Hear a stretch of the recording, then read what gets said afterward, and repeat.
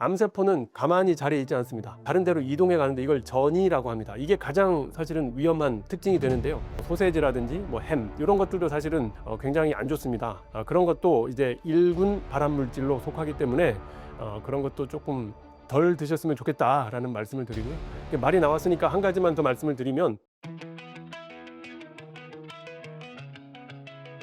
네, 안녕하세요. 저는 분당차병원 종양내과에서 근무하는 19년 차 암 전문의 문용화라고 합니다. 저는 병원에서 주로 유방암, 부인암, 전립선암 환자를 치료하고 있고요. 환자분들과 소통하는 게 중요하다고 생각을 해서 암정복TV라는 유튜브를 운영하고 있고, 또 최근에 암을 이겨내는 사람들의 비밀이라는 책을 출간해서 여러 환자분들 그리고 가족분들, 여러 독자들과 소통을 하려고 하고 있습니다. 제가 많은 암 환자들을 보았는데요. 그 중에 제가 뭐 어떤 이제 느낌을 딱 한마디로 정의하라라고 하면 어떤 좀 안타까움을 제가 먼저 말씀을 드리고 싶어요. 왜냐하면 암 환자들은요, 굉장히 이제 극심한 공포심에 사로잡혀 있는 경우가 많고요. 그리고 너무 절실하기 때문에 생각의 중심이 흔들릴 가능성이 있습니다.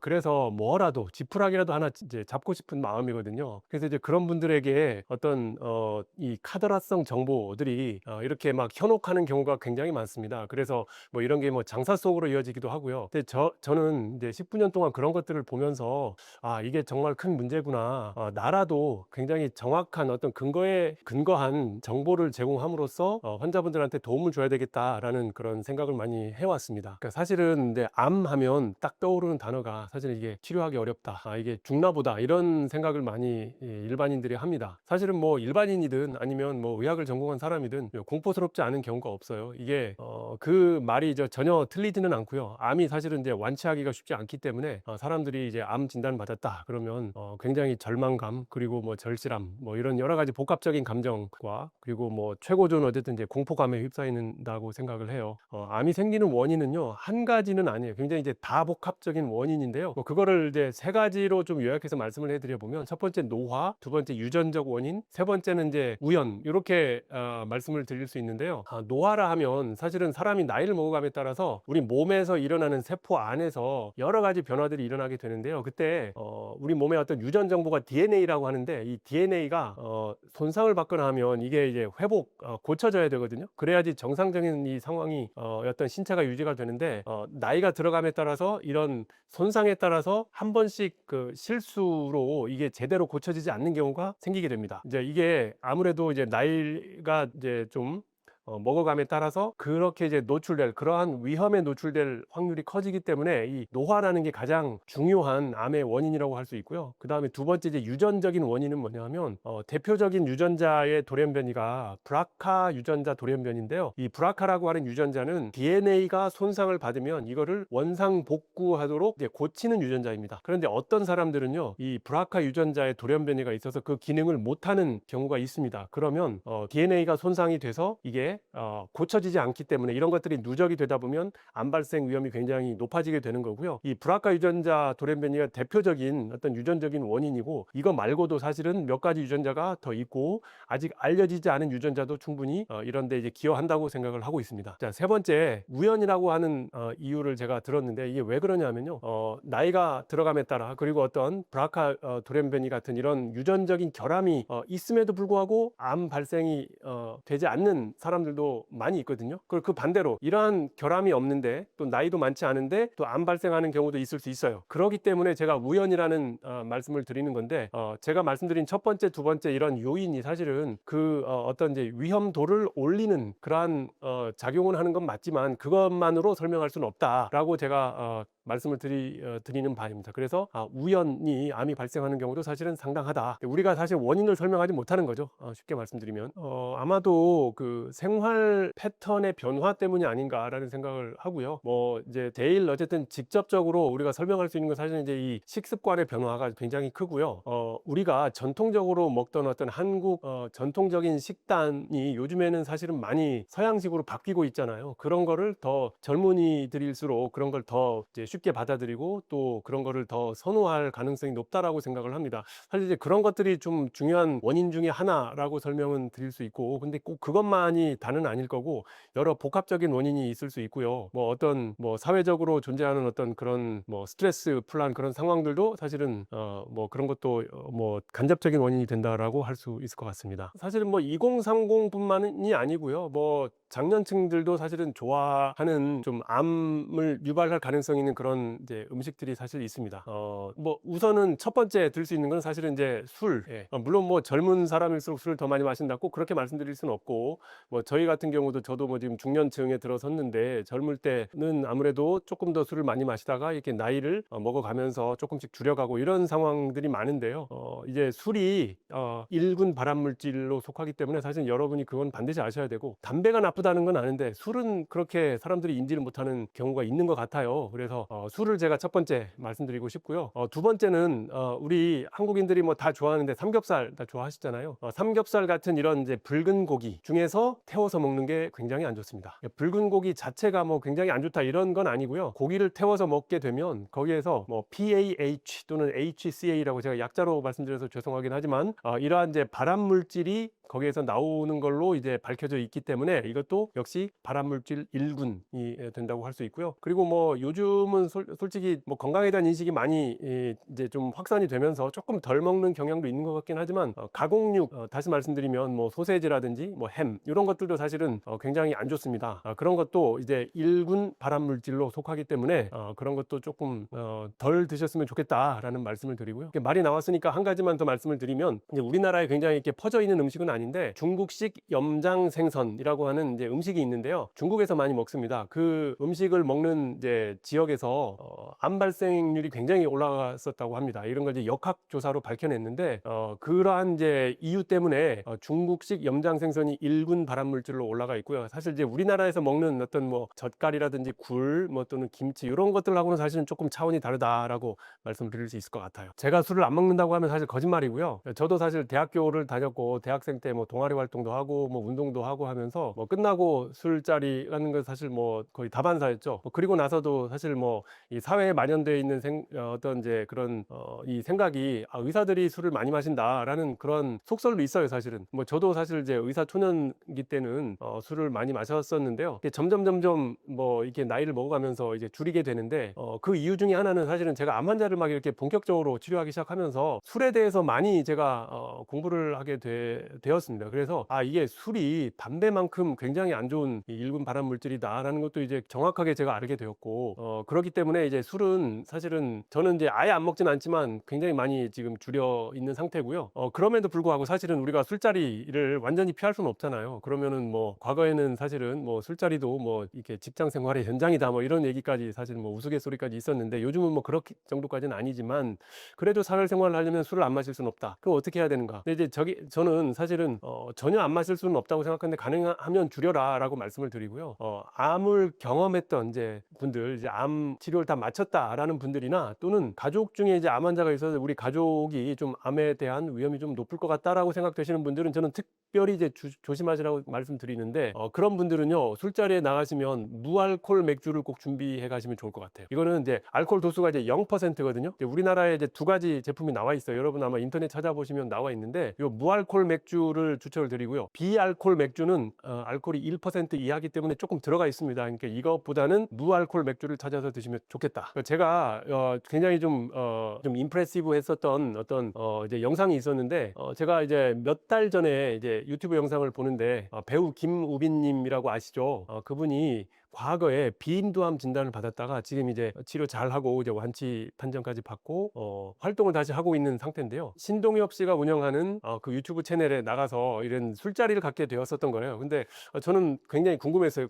과연 신동엽 님의 채널은 사실은 이제 술을 좀 마시는 그런 채널이거든요. 근데 그분이 가방을 이렇게 주섬주섬 하더니 거기서 이제 무알콜 맥주를 딱 꺼내서 놓더라고요. 그래서 이제 제가 그래서 속으로 뭔가 되게 확고한 어떤 그런 생각이 이렇게 정립이 되어 있을 있으신 분이구나라는 생각을 했던 적이 있습니다. 그래서 여러분도 그건 남들이 이상하게 생각한다고 절대 뭐 그렇게 뭐 신경 쓰시지 말고요. 내 몸이 중요하잖아요. 그래서 만약에 꼭 그런 자리 이제 참석을 해야 된다라고 하면 뭐 무알코올 맥주 한 2개 정도 이렇게 가져가서 같이 기분 내시면 좋을 것 같고요. 저도 사실은 술을 마시고 싶을 때 가끔 마시는데 거의 맛이 비슷하다고 생각이 돼요. 그래서 여러분도 한번 시도해 보면 좋으실 것 같아요. 사실은 이제 그거를 이제 그 와인 파라독스라고 하는 그런 말까지 있는데요. 그 와인을 많이 마시는 나라에서 뭐 사망률이 감소했다라는 이제 그런 통계 결과도 이제 있는 걸로 알고 있는데, 그거는 주로 어떤 이제 심혈관계 사망, 사망률에서 좀 감소할 수 있다라는 이제 그런 결과들이 있는 걸로 저도 알고 있고요.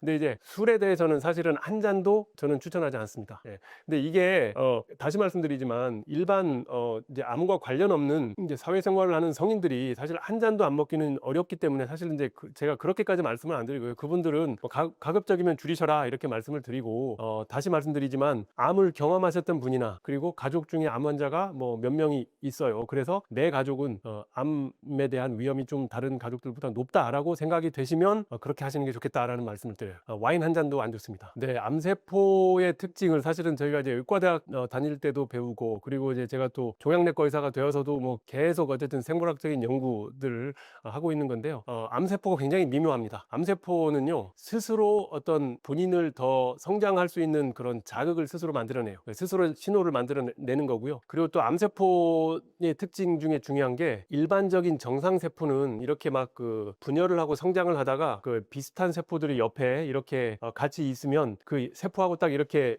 어깨를 이렇게 맞닿게 되면 여기에 이제 어떤 억제 신호가 나옵니다. 그래서 더 이상 자라지 말아라 하고 여기서 어떤 균형이 딱 이루어지거든요. 근데 암세포는 그런 게 없어요. 그냥 자기가 최고입니다. 무조건 옆에 누가 동료가 있든 뭐가 있든 간에 계속 자라나갑니다. 이게 이제 스탑 사인이 없다라고 하는데요. 그래서 한 겹이 부족하면 또 2겹, 3겹 이렇게 하면서 이렇게 덩어리가 만들어지는 거거든요. 이게 굉장히 중요한 특징이고요. 그리고 암세포는 우리가 정상세포들과는 달리 어떤 이 사멸에 대한 신호가 없어요. 그러니까 정상세포는 일정하게 노화가 되면서 이렇게 죽어 나가거든요. 그래서 이제 우리 몸이 이렇게 어떤 균형이 유지가 되는데, 암세포는 계속해서 죽지 않고 계속 성장을 합니다. 이러한 성질이 있고요. 그리고 또 중요한 게, 암세포들이 이렇게 막 자라려면 뭔가 그래도 뭔가 이 받는 영양소가 있어야 되잖아요. 산소나 영양소가 있어야 되는데, 이제 그런 거를 받는 데가 뭐냐 하면 이제 혈관을 스스로 형성을 해요. 그러니까 암세포를 우리가 떼보면, 암덩어리를 떼보면 거기에 피가 이렇게 많이 나는 경우가 있는데, 이게 혈관 형성이 많기 때문에 그래요. 그럼 마지막으로 암세포는 가만히 자리에 있지 않습니다. 다른 데로 이동해 가는데 이걸 전이라고 합니다. 이게 가장 사실은 위험한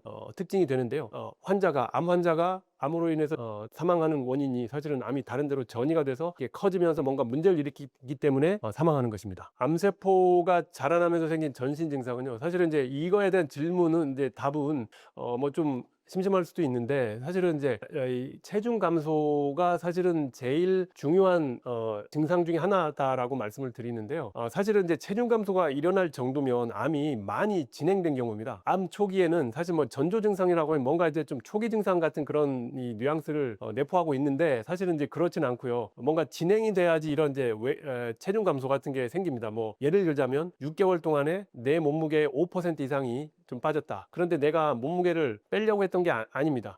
뭐 요즘에 다이어트를 하도 많은 분들이 하고 계시니까 내가 몸무게를 빼고 싶었어. 뭐 그런 건 전혀 문제가 안 돼요. 뭐 내가 운동을 하든지 아니면 다이어트 조절을 해서 식사 조절을 하면서 몸무게를 이제 조절했다라고 하면 전혀 문제가 안 되는데, 전혀 그런 의도가 없었어요. 저는 식사도 잘했고 뭐 이런 정상적인 어떤 활동, 생활을 했는데 5%의 몸무게가 6개월 내에 빠졌다. 그러면 이건 반드시 검사를 해보셔야 돼요. 꼭 암이라는 얘기는 아니지만 암이 아니라는 거를 반드시 뭔가 이제 그 검사로서 밝혀내셔야지, 안 그러면 그건 굉장히 위험한 상태에서 살아가시는 거고요. 반드시 검사를 해보셔야 됩니다. 이게 제일 중요한 사인이긴 한데, 사실은 이제 전조 증상이라고 이렇게 질문을 하셨으니까 거기에 덧붙여서 좀 말씀을 해드리면, 사실은 이제 암 초기에는요 거의 증상이 없다고 보시면 됩니다. 그렇기 때문에 사실은 뭔가 아프면 내가 가서 검사를 해야지라는 게 잘못됐다라는 얘기예요. 그러니까 아프기 전에 건강검진을 통해서 병원에 가서 검사를 해서 이제 빨리 그 초기에 발견을 해야 완치를 할 수가 있는 거지, 뭐 이렇게 몸무게가 빠지고 뭐 막 피곤함이 쌓이고 이런 상태에서 발견이 돼서 만약에 치료에 들어간다면 아마 완치하기는 좀 쉽지 않을 거다라는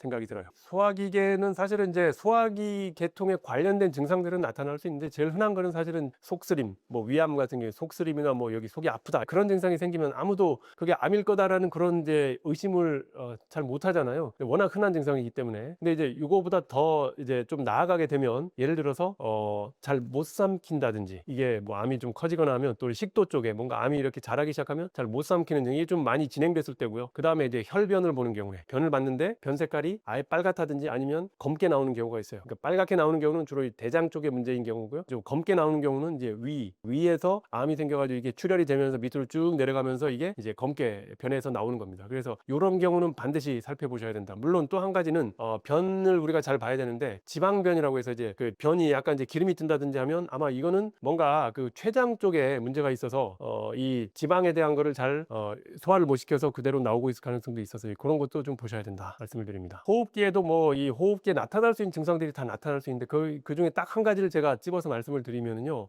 기침입니다. 근데 뭐 우리가 감기 걸려도 기침할 수 있고 그 다음에 뭐 기관지염이 생겨도 기침하고 또 미세먼지를 들이마셔도 기침을 하는데 그게 왜 문제가 되냐라고 말씀을 하시는데요. 이게 일시적으로 생기는 거는 전혀 문제가 안 되고요. 3주 또는 4주 좀 긴 기간에 이 기침이 멎지 않으면 이거는 뭔가 우리가 이 호흡기 계통에 뭔가 문제가 있다라는 걸 의미하거든요. 우리가 뭐 폐렴이 생겨도 사실은 폐렴이 생겨서 아주 심할 때 기침이 생겼다가 폐렴 치료를 하면 이게 없어져야 되거든요. 그리고 감기도 마찬가지고 기관지염도 마찬가지예요. 물론 어떤 분들은 기관지가 굉장히 예민해서 뭐 조금만 어떤 이제 이 호흡기 자극만 있어도 기침이 나오신다는 분들이 있긴 있어요. 사실 이제 그런 분은 예외고요. 그렇지 않은데 내가 평상시에 그런 게 없었는데 3, 4주 이상 기침이 지속된다? 그러면 내 폐나 또는 기관지에 뭐가 문제가 있나라는 생각을 하시고 검사를 꼭 해보시기를 추천을 드려요. 코피가 나는 경우가 있거든요. 근데 이제 사실은 대부분은 아무런 뭐 암과는 관계가 없어요. 우리가 뭐 살면서 코피 나는 경우가 굉장히 흔하기 때문에 그런데 이상하게 코피가 잘 멎지 않고 계속해서 이제 좀 장기간 나오게 되면 이게 사실은 이제 어떤 암의 가능성이 있냐면요. 이 코 안에 생기는 암이 있어요. 이걸 이제 비인두암이라고 하는데 뭐 아까 말씀드린 그 김우빈 대부분도 사실 그런 거였는데 비인두암의 가능성이 있다. 근데 사람들이 사실은 비인두암이 뭔지도 모르고요. 그리고 뭐 코피가 나는데 뭐 이게 큰 문제일까라고 생각을 해서 그거에 대해서 뭔가 정밀하게 검사를 해볼 생각을 못 하세요. 그런데 흔하진 않지만 특히 젊은이 분들이 조심하셔야 된다. 이거는 이제 젊은 사람한테 조금 더 많이 생기는 암이기 때문에 그런 증상이 있다면 이거 좀 이상한데 라고 생각이 되시면 반드시 검사를 해보셔라. 요거 하나 좀 말씀을 드리고 싶어요.